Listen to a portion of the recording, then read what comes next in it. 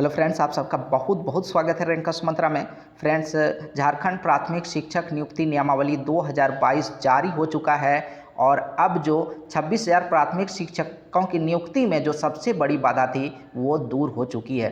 दो सबसे बड़े प्रश्न हमारे सामने हैं। पहला प्रश्न ये कि क्या शिक्षक नियुक्ति प्रक्रिया शुरू होने से पहले जेटेट की परीक्षा होगी या नहीं, और दूसरा बड़ा प्रश्न ये है कि क्या सीटेट को वैलिड माना जाएगा या नहीं माना जाएगा। तो पहले प्रश्न का उत्तर अगर आप देखें कि जेटेट की परीक्षा नियुक्ति प्रक्रिया से पहले होगी या नहीं होगी, तो ये नियुक्ति नियमावली है।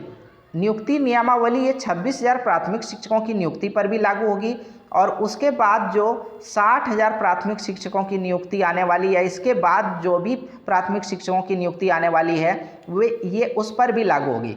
तो ये प्राथमिक शिक्षकों की नियुक्ति के लिए नियमावली है, ना कि 26,000 प्राथमिक शिक्षकों की नियुक्ति के लिए नोटिफिकेशन। ये क्लियर।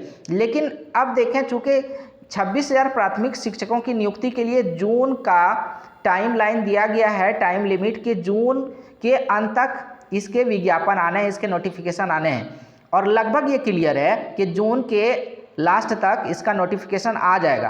तो ऐसे में अब ये बिल्कुल पूरी तरह साफ हो चुका है कि 26,000 प्राथमिक शिक्षकों की नियुक्ति प्रक्रिया शुरू होगी, जो कि जेएसएससी पहले मुख्य परीक्षा लेगी। तो मुख्य परीक्षा के लिए नोटिफिकेशन आने हैं जेएसएससी के थ्रू से, तो इससे पहले जेटेट की परीक्षा नहीं हो पाएगी। मतलब कि अभी 2016 में जो जेटेट की परीक्षा हुई है और जिनकी उम्र सीमा बची हुई होगी और 2013 में जेटेट की परीक्षा पास की होगी, तो वैसे अभ्यर्थी इसमें भाग ले सकेंगे और बाकी के लाखों अभ्यर्थी जो जेटेट की परीक्षा के प्रतीक्षा में थे और उम्मीद कर रहे थे कि पहले जेटेट की परीक्षा होगी और उसके बाद जो है नियुक्ति प्रक्रिया शुरू होगी, तो उनको निराशा हाथ लगेगी।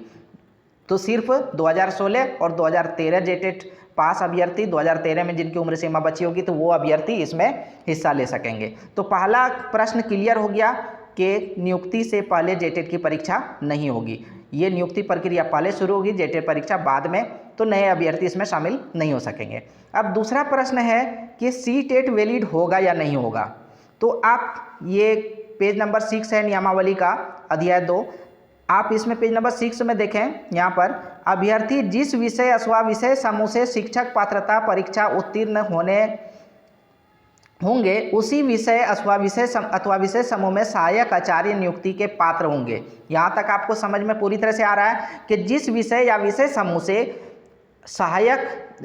समूह से शिक्षक पात्रता परीक्षा टीईटी पास होंगे, उसी विषय या विषय समूह में नियुक्ति के पात्र होंगे। यहाँ तक क्लियर है, कोई दिक्कत नहीं है। तो यहाँ सिर्फ शिक्षक पात्रता परीक्षा की बात की गई है, यहाँ जेटेट या सीटेट का कोई बात नहीं है। अब दूसरी बात यहाँ देखें कि एवं जिले के लिए अधिसूचित क्षेत्रीय भाषा एवं जनजातीय भाषा, जिले के लिए जो क्षेत्रीय भाषा और जनजातीय भाषा जो अधिसूचित किया गया है, से शिक्षक पात्रता परीक्षा उत्तीर्ण होने पर ही उस जिले विशेष में नियुक्ति के योग्य होंगे। तो जिस जिले में आप नियुक्ति के लिए आवेदन करेंगे, उस जिले में जो अधिसूचित भाषा है उसमें आपको टीईटी पास होना है। तो अधिसूचित भाषा मतलब क्षेत्रीय भाषा या जनजातीय भाषा। तो क्षेत्रीय या जनजातीय भाषा की परीक्षा आपने टेट में तभी दी होगी जब आपने जेटेट की परीक्षा पास की है, और अगर आपने सीटेट की परीक्षा पास की है तो यहाँ आपका झारखंड के क्षेत्रीय या जनजातीय भाषा यहाँ पर आपने परीक्षा नहीं दी है। तो इससे ये क्लियर हो गया, इससे ये पूरी तरह से क्लियर हो गया कि यहाँ पर जेटेट को ही वैलिड किया जा रहा है, जेटेट को ही वैलिड किया जा रहा है और सीटेट को यहाँ पर जगह नहीं दी गई है। सीटेट के अभ्यर्थियों के लिए निराशा की बात है कि वे इस वैकेंसी में आवेदन नहीं कर सकेंगे।